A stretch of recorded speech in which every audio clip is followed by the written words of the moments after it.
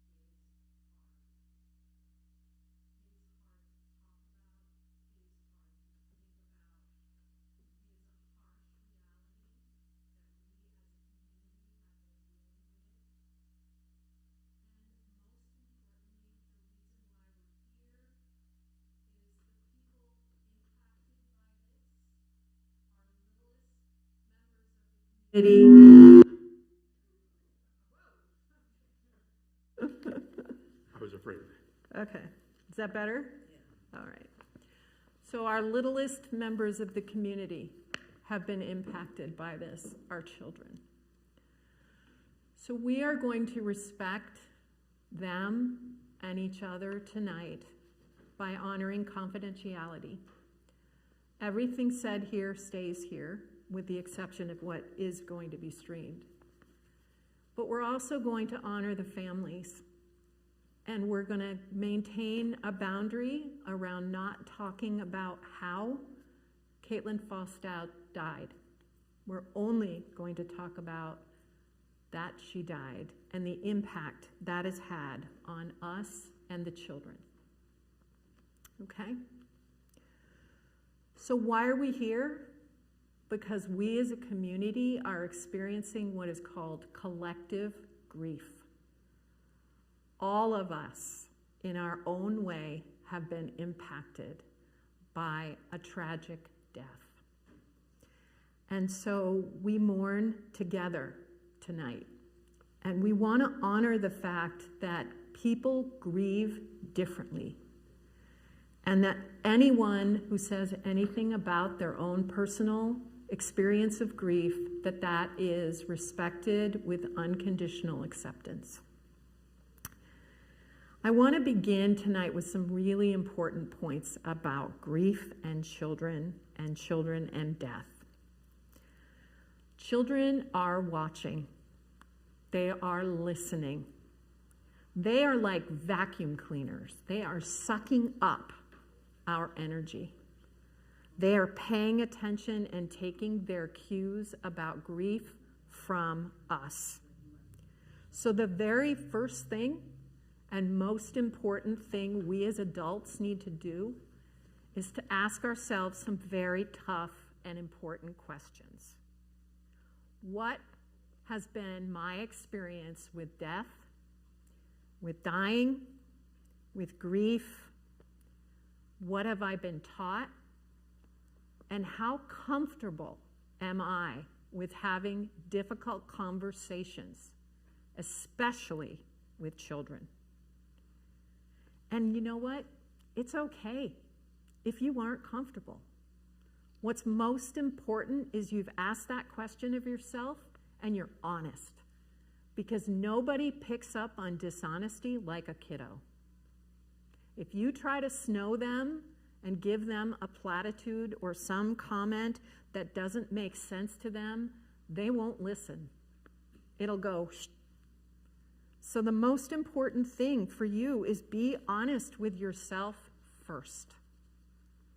What do you believe? What do you know? And what have you been taught? So after you leave here, I hope you do your homework. There are 3 words I want you all to memorize. These are vital for you to memorize. And I'm going to ask you at the end if you remember them.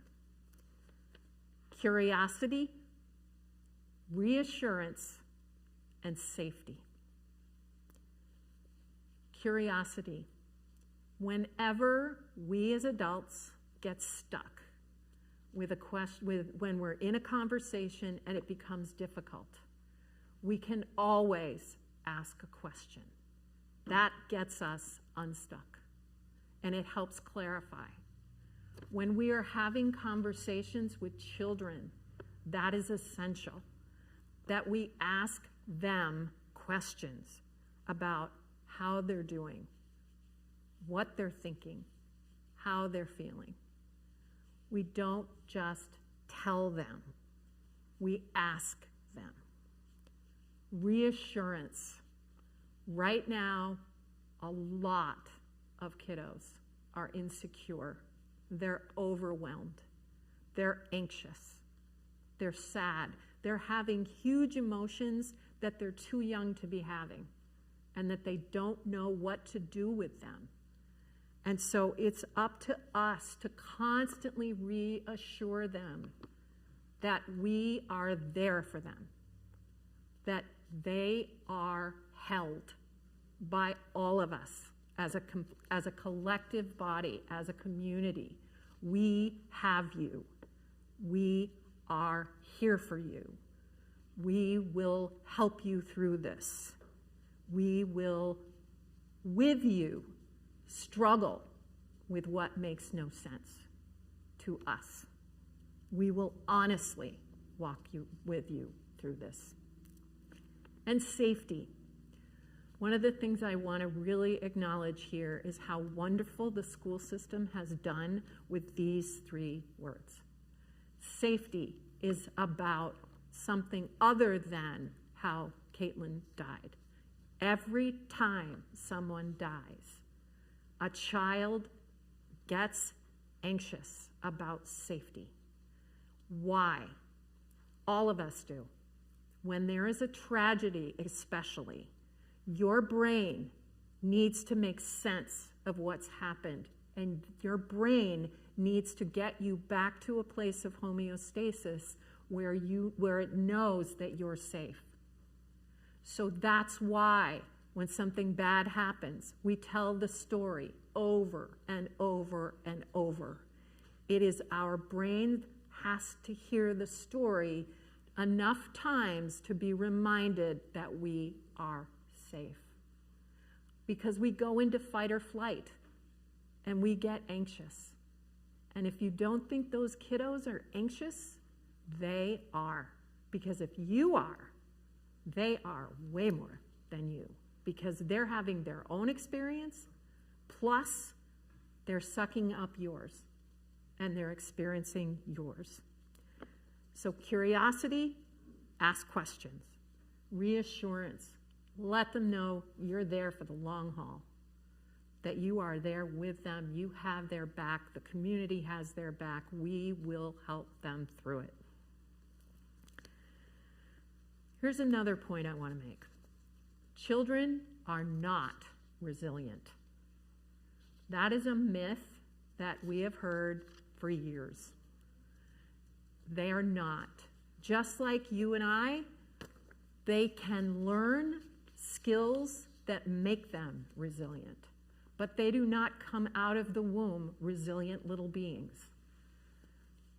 They do not bounce back.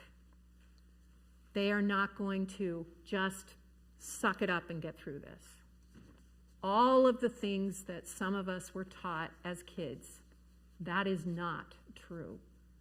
Instead, what we do is we help them foster the parts of them that give them the ability to be resilient. Asking for help, emotionally expressing themselves, physically paying attention to their physical bodies. Grief manifests in your upper body. Headaches, stomach aches, nausea, muscle aches. Grief shows up in our bodies. In their thoughts, they might be having a real struggle with paying attention. They might be confused. They might not be able to concentrate. Those are all ways that grief manifests in all of us, but especially in kids. And they don't know, like we know, we have a frame of reference. We go through tough stuff. We've been through tough stuff. And we've risen to the occasion. We've gone through it. We know we can get to the other side. They don't. This is a big one for a lot of them. Children grieve differently than adults.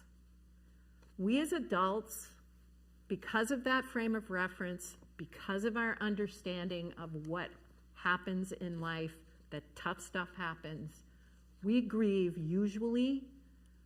We are laid out, we are having a really hard time for a period of time. We start to build our spiritual muscles is what I call them. Little by little, we start getting out more, we start connecting more, we start making sense of it more, and we kind of go like this, okay? We have our ups, we have our down days, but we get better. Kids do not grieve that way. Kids go like this.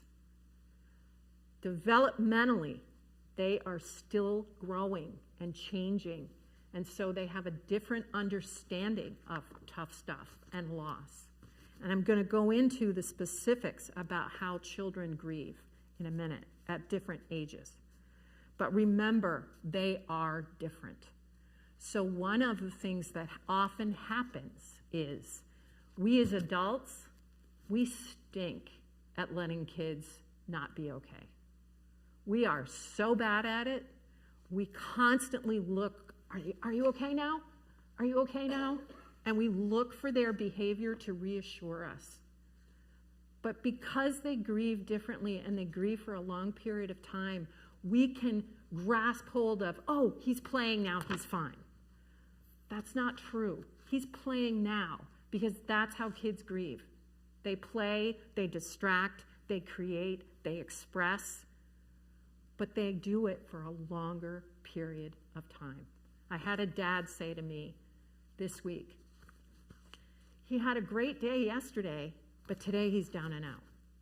Well, yeah, that's to be expected. He's one of the kids directly impacted.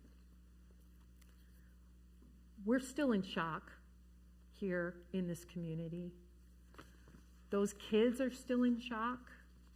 Many of you have heard the 5 stages of grief model. You probably grew up hearing it, and I bet you don't know who did it. Who created it. Elizabeth Kubler-Ross, and she happened to be my mentor.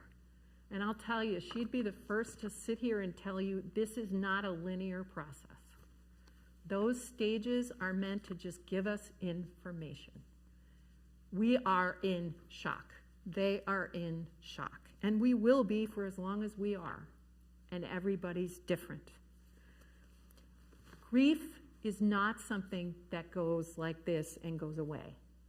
Acceptance in grief is not that we never revisit it. Grief revisits us throughout our lives. You as adults get triggered by your previous losses whenever a new one comes. So do kids. And one of the greatest gifts we can give kids is when they're itty bitties. Teach them that.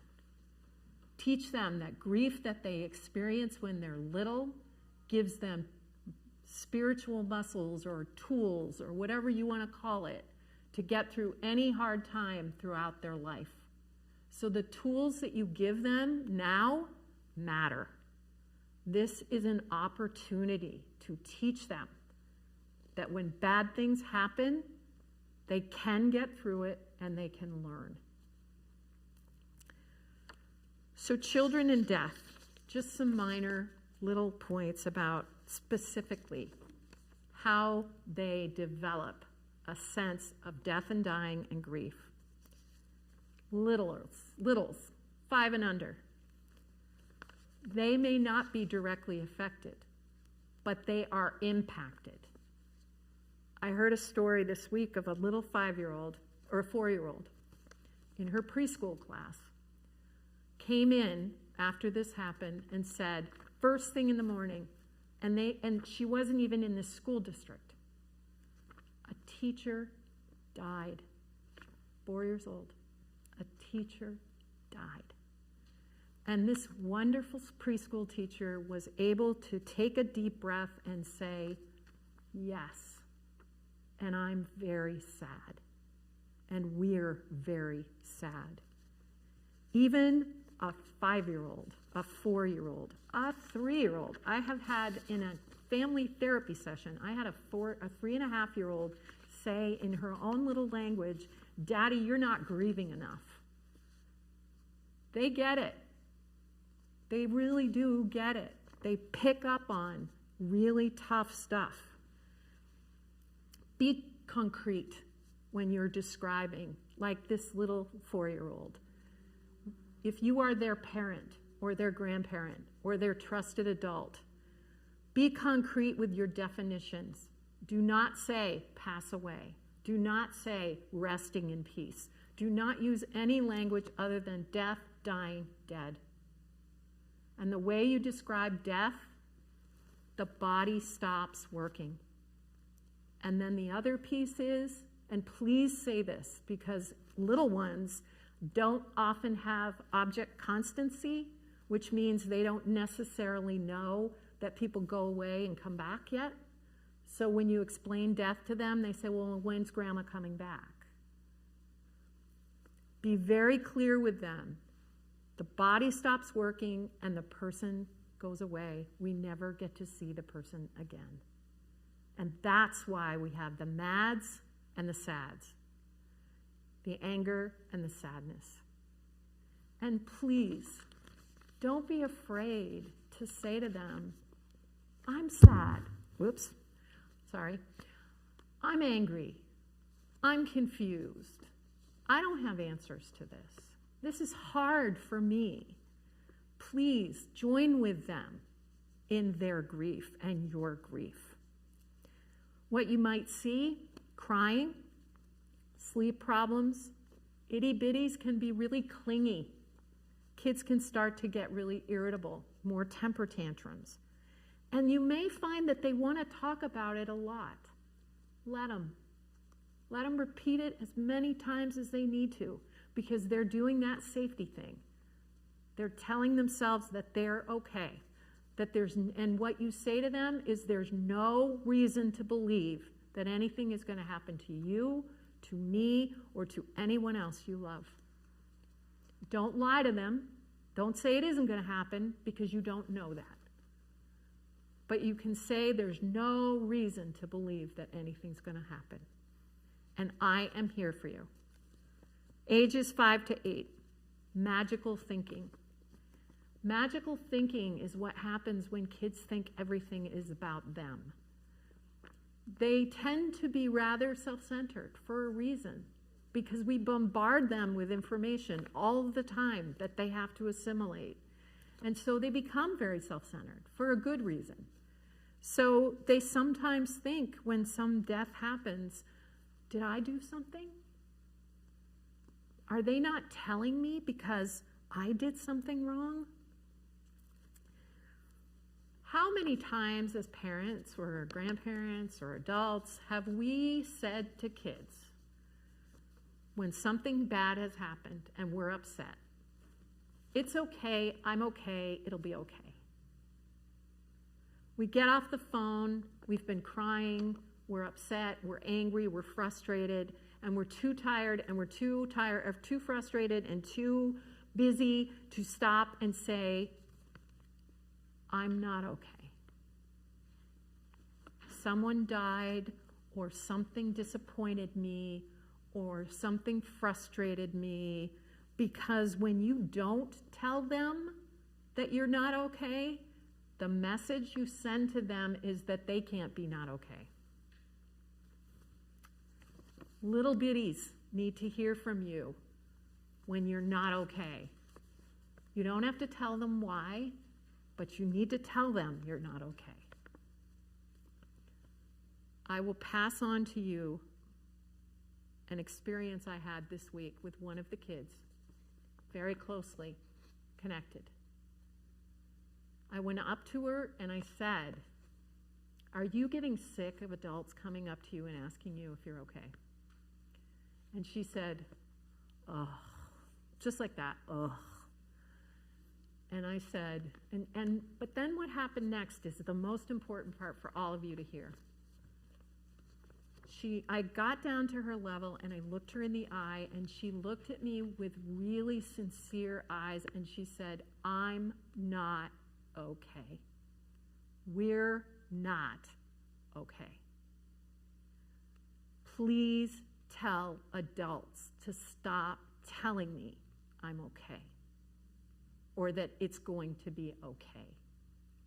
The situation that we're talking about will never be okay. Losing your teacher, your 5th grade teacher, will never be okay. Instead, what we want to say to them is, this is hard. You're right. This will never be okay. You will get through this. We will help you. We will get through this together. That's a very different message than telling them it's okay. How many times do we do that? We're so bad at it. We're so bad at letting kids be vulnerable and upset and sad and angry and frustrated. We got to fix it. We got to make it better. We don't make it better by stopping them from feeling. We make it available to them to help them when they feel badly. Here's another story, true story. I talked earlier about how grief manifests in the body. An 8-year-old that I was working with, his mother was dying of cancer, and he knew it. Nobody would tell him. And I was his medical social worker, and I couldn't tell him either. He started developing these really bad stomach aches, horrible stomach aches. And I knew what was going on, begged the family to tell him they wouldn't, until just before she died, they did. And he threw up. And he came to me and he said, I threw up my feelings. They get it. They get it. And when we step in their way, we hurt them.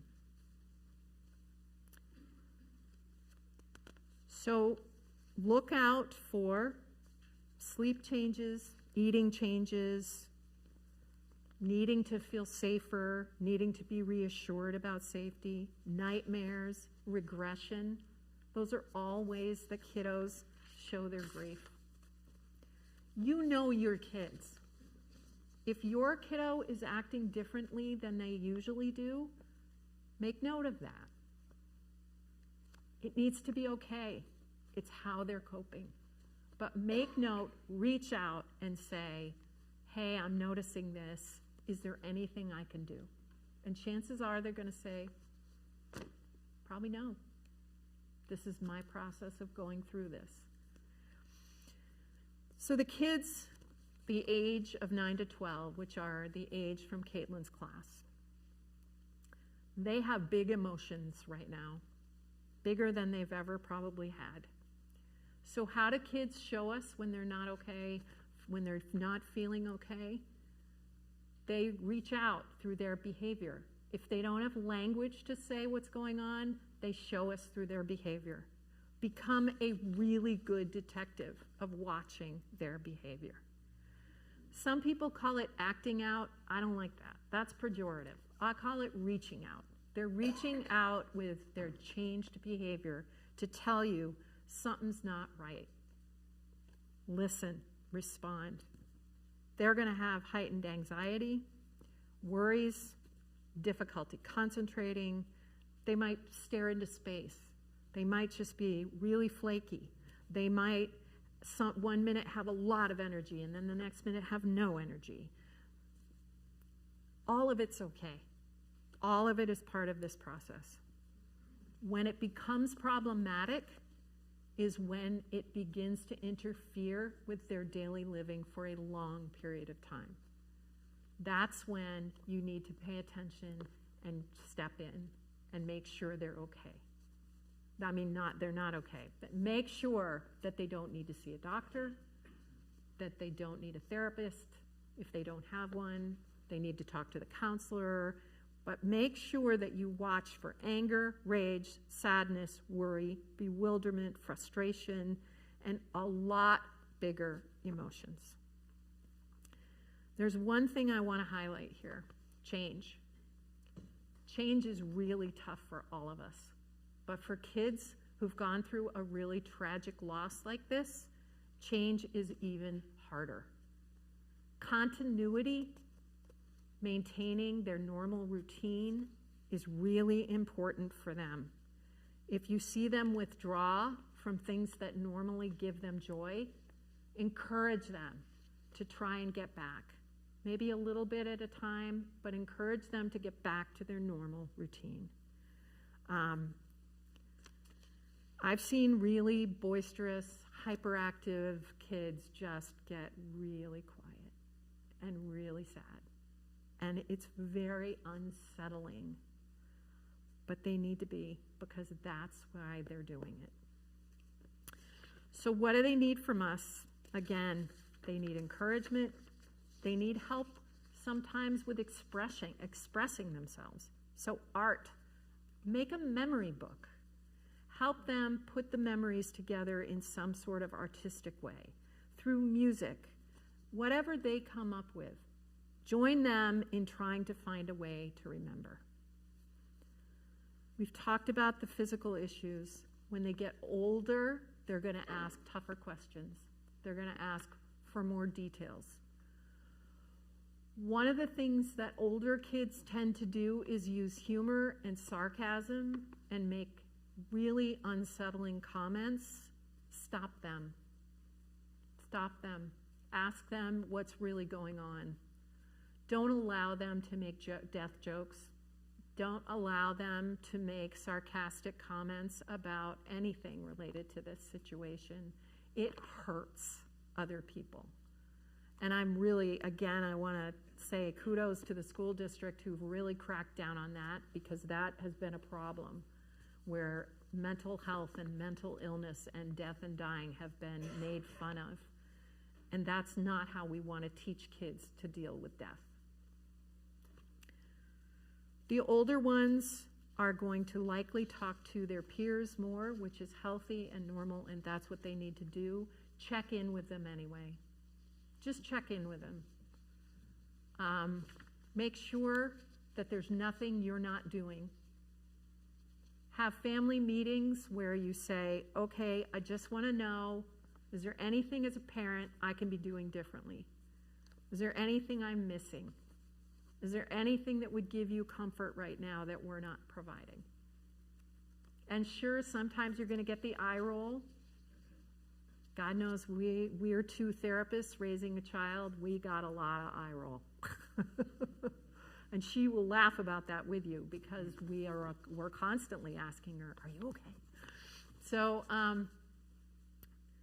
definitely check in with older kids. So someone asked me to speak to a topic that is very difficult for us to talk about, but I'm going to, and that is suicide.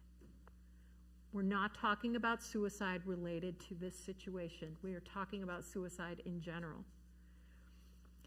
Suicide happens when there is a perfect storm of three things.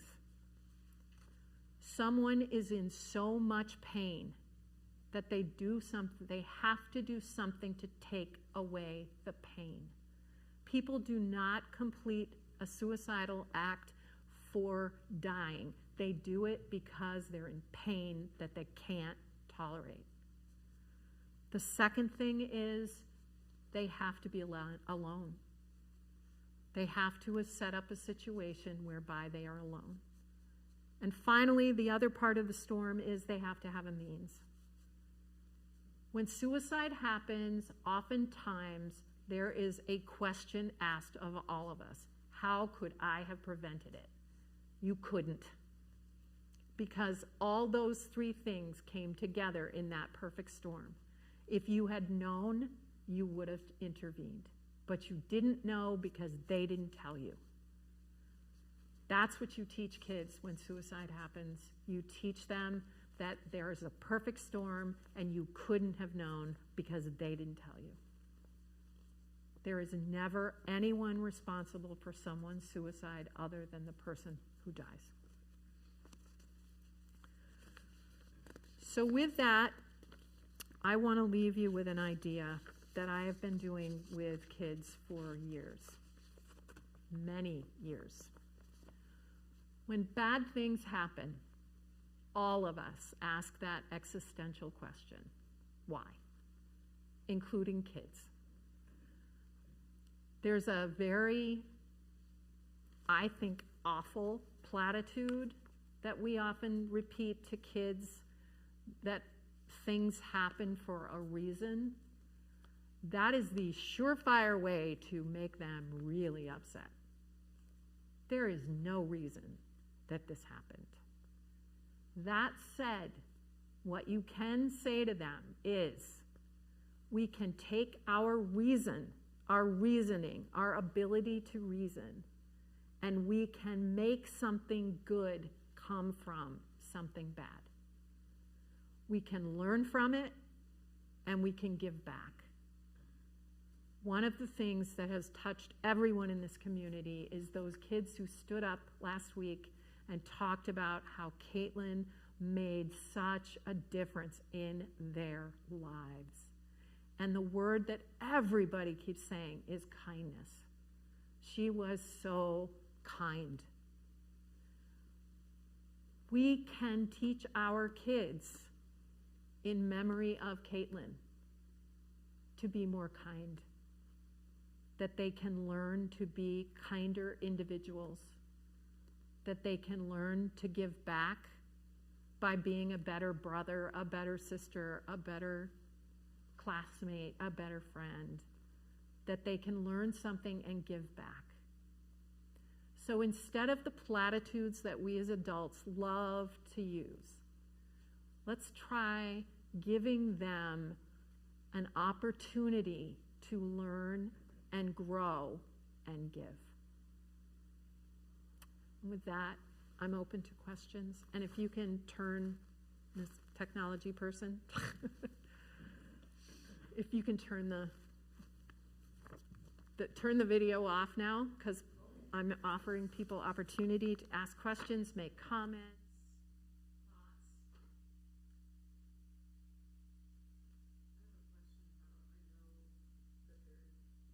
Trying to do a lot for,